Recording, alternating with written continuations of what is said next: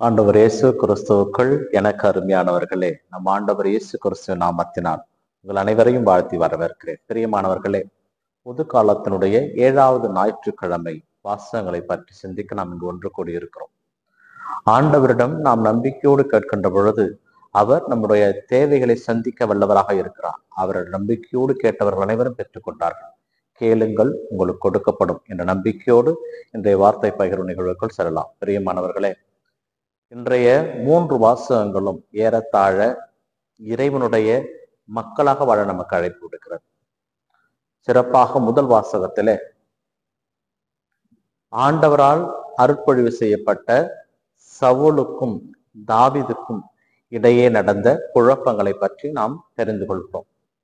இதிலே இருவரும் ஒருவரை ஒருவர் கொல்ல தேடிய பொழுது தாவீது தனக்கு வாய்ப்பு இருந்தும் சவுலை கொல்லாமல் விட்டுவிடுகிறார். ஏனென்றால் அவர் அருட்பொழிவு பெற்றவர். அருட்பொழிவு பெற்றவரை ஆண்டவர் பார்த்து கொள்வார்.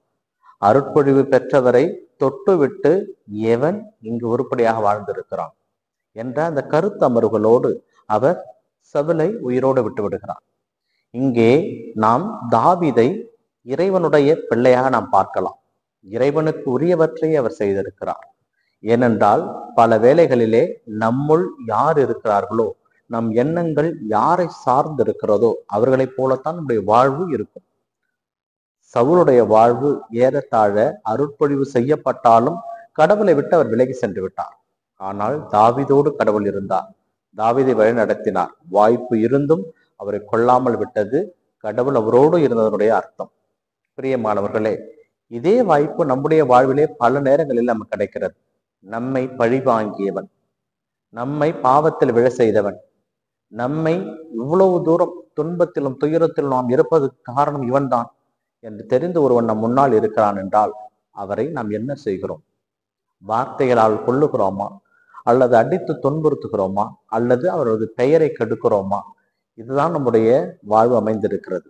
கிறிஸ்துவ வாழ்வு என்பது கிறிஸ்துவை ஏற்றுக்கொண்டு கிறிஸ்துவனுடைய மதிப்பீடுகளின்படி வாழ்வது. கிறிஸ்தவனுடைய மதிப்பீடுகள் என்னவென்றால் பகைவரையும் அன்பு செய்வது. நமக்கு எவ்வளவுதான் துன்பம் செய்தாலும் அவரை நாம் அன்பு செய்ய வேண்டும். முடியாத காரியம்தான், இருந்தாலும் முயற்சி செய்ய வேண்டும். ஏனென்றால் நமக்கு முன் பலர் இதை செய்திருக்கிறார்கள். ஒரு தலைவன் எப்படி இருக்க வேண்டும், ஒரு தொண்டன் எப்படி இருக்க வேண்டும், இதையெல்லாம் நாம் பாகுபடுத்தி பார்த்திருப்போம், படித்திருப்போம், தெரிந்திருப்போம். ஆனால் நாம் எப்பொழுது கடவுளுடைய மக்களாக மாறுகிறோம் என்றால் நம்முடைய செயல்பாடுகள் தான் நாம் யார் என்பதை நமக்கு அறிவுறுத்துகிறது. ஒரு முறை ஒரு விஞ்ஞானி, மிகவும் சுறுசுறு என்று இருக்கின்ற விஞ்ஞானி, வேலை என்று வந்துவிட்டால் உலகத்தையே மறந்து விடுவார். அப்படிப்பட்ட ஒரு விஞ்ஞானி அவர் தன்னுடைய மேலதிகாரியிடம் சென்று சொல்லுகிறார், ஐயா, எனது பிள்ளைகள் ரொம்ப நாளைக்கு பிறகு என்னிடம் வெளியே சர்க்கஸ் கூட்டு போங்கன்னு சொல்லியிருக்கிறாங்க. அதனால இன்னைக்கு எனக்கு 5 மணியிலிருந்து எனக்கு கொஞ்சம் பெர்மிஷன் வேணும். என் பிள்ளைங்களை நான் கூட்டு போறேன். அவங்க ஏமாந்துருவாங்க. ஏன்னா ரொம்ப நாள் கழிச்சு கேட்டிருக்காங்க. அதனால பெர்மிஷன் வேணும்னு இந்த மேலதிகாரி, ஓகே, லீவே கேட்காத, நீ லீவு கேட்கிற எடுத்துக்கோ அப்படின்னு சொல்லிட்டாராம். இவர் தன்னுடைய வேலையை செய்ய போயிருக்கிறார். காலை வேலையை ஆரம்பித்திருக்கிறது.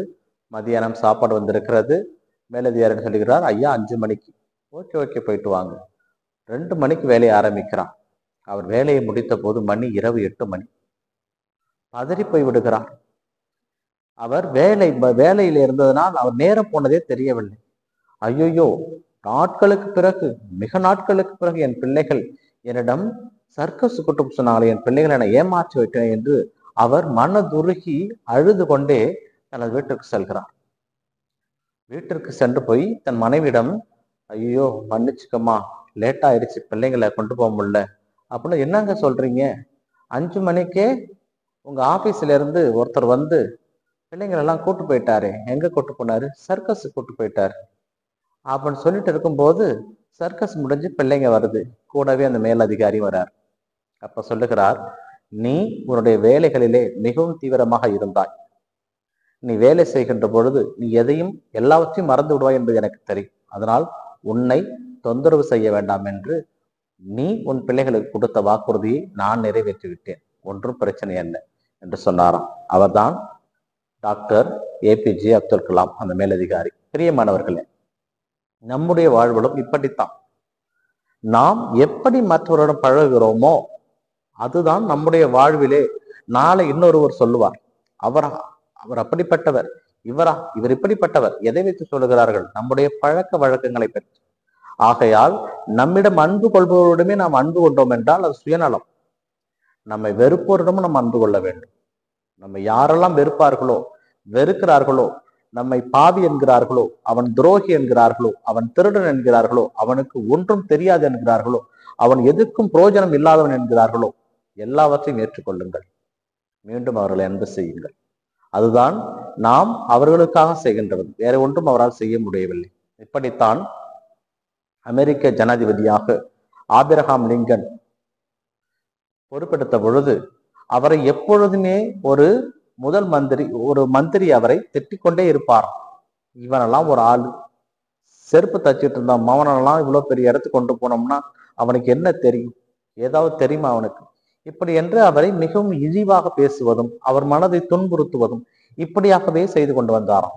ஆனால் ஆபிரகாம் லிங்கன் ஜனாதிபதியாக பொறுப்பெடுத்த உடனே அவருடைய அரசவையிலே அந்த திட்டிய மந்திரிக்கு தான் முதல் போஸ்ட் கொடுத்தாராம். அப்பொழுது கூடியிருந்த அனைவரும் அவருடைய கேட்டிருக்கிறார்கள், ஐயா, உங்களை அவன் இவ்வளவு கேவலமாக திட்டுகிறான், உங்களுக்கே தெரியும் எந்த அளவுக்கு உங்களை திட்டினான் என்று, அவனை போய் இப்படி பண்ணியிருக்கீங்களே, அவனை எல்லாம் பழிவாங்க வேண்டாமா என்று சொன்ன பொழுது ஆபிரகாம் லிங்கன் சிரித்து கொண்டே சொன்னாராம், இப்பொழுது நான் பழிவாங்கிதான் இருக்கிறேன், எப்படி நல்லது செய்து அவனை நான் பழிவாங்கி விட்டேன் என்று. பிரியமானவர்களே, இதுதான் கடவுள் நம்மிடமிருந்து எதிர்பார்க்கிறார். கடவுள் நமக்கு கொடுத்திருக்கின்ற இந்த உடல், இந்த ஆன்மா, இந்த இருதயம் அனைத்தும் அவருக்கு சொந்தமானது. அதை நாம் எப்படி பயன்படுத்த போகிறோம் என்பதில் தான் வாழ்க்கை அடங்கி இருக்கிறது. ஏதோன் தோட்டத்தை ஆதாமுக்கும் ஏவாளுக்கும் ஆண்டவர் கொடுத்தார்.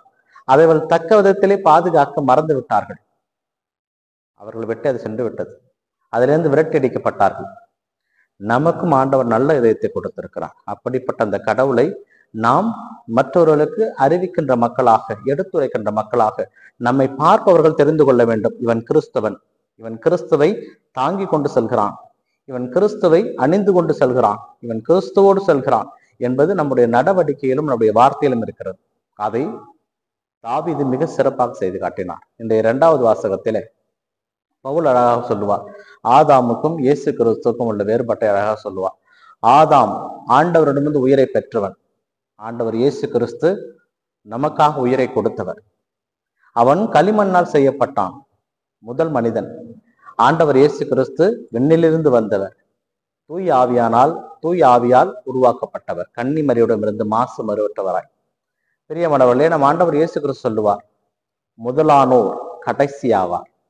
ஆண்டவரால் படைக்கப்பட்ட முதல் மனிதன் என்ற பெருமையை ஆதாம் கொண்டிருந்தாலும் ஆண்டவரால் இந்த பூவுலகுக்கு அனுப்பப்பட்ட இறுதி இறைவாக்கினர் இயேசு கிறிஸ்து முதல் மனிதனாக மாறிப்போனார் தன்னுடைய வாழ்க்கை முறையினான்.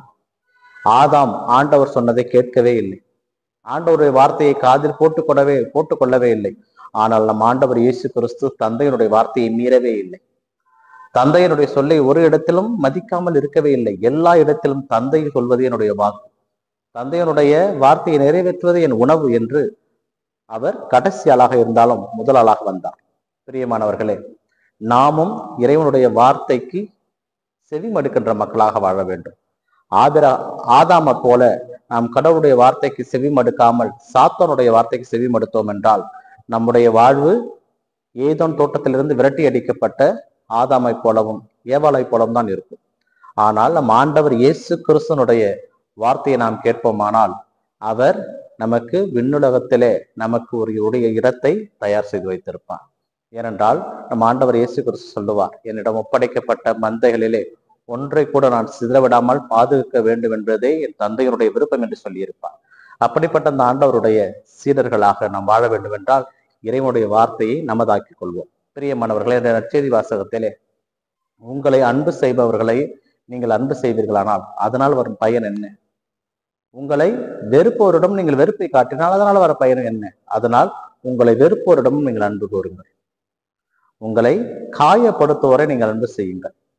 உங்களை ஒதுக்குபவர்கள், உங்களை ஓரம் கட்டுபவர்கள், இவன் ஒண்ணுக்கும் லாக்கி இல்லாதவன், இவன் ஒண்ணுக்கும் உருப்படாதவன் என்று சொல்லுபவர்களுக்காக ஜெபியுங்கள், மன்றாடுங்கள்.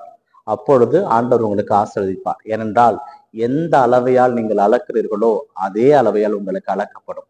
நீங்கள் எந்த அளவு மற்றவர்களை அன்பு செய்கிறீர்களோ, நீங்கள் எந்த அளவுக்கு மற்றவர்களை ஏற்றுக்கொள்கிறீர்களோ, நீங்கள் எந்த அளவுக்கு மற்றவருடைய திறமைகளை அங்கீகரிக்கிறீர்களோ, நீங்கள் எந்த அளவுக்கு மற்றவருடைய கஷ்டங்களையும் கவலைகளையும் கூர்ந்து பார்த்து அவர்களுக்கு உணவு அளிக்கிறீர்களோ அந்த அளவுக்கு கடவுள் மீண்டுமாக உங்களுக்கு அளிப்பார். ஒரு கம்யூனிஸ்ட சித்தாந்தம் சொல்லுவார்கள், ஒருவனுடைய பசி அடங்கிய பிறகு அவனுடைய தட்டில் இருக்கின்ற ஒரு பருக்கை கூட அவனுக்கு சொந்தமில்லை என்று. ஏனென்றால் என்னுடைய பசி தெரிந்து விட்டது. அப்படியானால் அந்த தட்டில் இருக்கின்ற உணவு என்னுடையதல்ல, யாரோ பசித்திருக்கின்ற ஒருவனுக்கு உரிய உணவு அது. அதனால் நம்மிடம் இருக்கின்ற பொருளை ஏழைகளுக்கு பகிர்ந்து கொடுக்கின்ற மக்களாக நாம் மாறும். சேர்த்து வைப்பதனால் ஒருவனுக்கு வாழ்வு வந்து விடாது, அது நம்மை பாவத்திற்கு கொண்டு போய் சேர்த்து விடும். இந்த உலகம் நமக்கு ஒரு வாடகை வீடு. அதனால் கடவுள் நமக்கு கொடுத்திருக்கின்ற நாட்களை அவரோடு இணைந்து செலவழிப்போம். நாளை பற்றி கவலைப்பட வேண்டாம். இன்று நாம் எப்படி வாழப்போகிறோம் என்பதை பற்றி யோசித்திருங்கள். அப்படி நாம் வாழ்வோமானால் கடவுளுக்குரிய மக்களாக நாம் வாழ முடியும். ஏனென்றால் நாம் ஆதாமை போல இருக்க போகிறோமா, ஆண்டவர் இயேசுவை போல இருக்க போகிறோமா என்ற கேள்வி நமக்கு வைக்கப்படுகிறது. நாம் சவுலை போல இருக்க போகிறோமா இல்லது தாவீதை போல இருக்க போகிறோமா என்பது நமக்கு முன் வைத்திருக்க கேள்வி. நாம் நம்மை வெறுப்பவரை அன்பு செய்ய போகிறோமா அல்லது நம்மை அன்பு செய்கிறவரை அன்பு செய்ய போகிறோமா என்பது நமக்கு முன் வைக்கப்படுகின்ற கேள்வி. இந்த கேள்விகளுக்கு நீங்கள் ஆண்டவருக்குரியவராக வாழ்ந்தால், தாவீதை போல வாழ்ந்தால், உங்களை வெறுப்போரையும் அன்பு செய்வராக வாழ்ந்தால்தான் நீங்கள் ஆண்டவரோட பிள்ளையாக இருக்க முடியும். இல்லை என்றால் சாத்தான் உங்களுக்காக கரம் விரித்து காத்து கொண்டிருக்கிறான். அவருடைய மாய வலைக்குள் சிக்கிக்கொள்ளாமல் இருக்க உங்களுக்காக நான் ஜெபிக்கிறேன். இந்த நாள் உங்களுக்கு இனிய நாளாக அமையட்டும். இறைவன் இயேசு என்றென்று வாழ்த்து பெறுவாராக. ஆமேன். பிரியமானவர்களே, நமது திருத்தந்தை பிரான்சிஸ் அவர்கள் உடல் நலம் சரியில்லாமல் மருத்துவமனையிலே சிகிச்சை பெற்றுக் கொண்டிருக்கிறார்.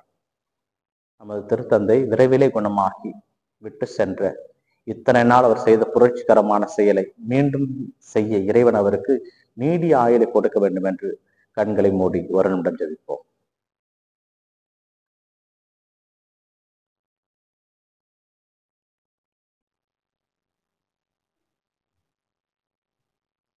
இந்த மன்றாட்டுக்களை எல்லாம் நம் ஆண்டவராக இயேசு கிறிஸ்துவனுடைய நல்ல நாமத்திலே கேட்கிறோம். ஜீவன நல்ல பிதாவே, ஆமேன்.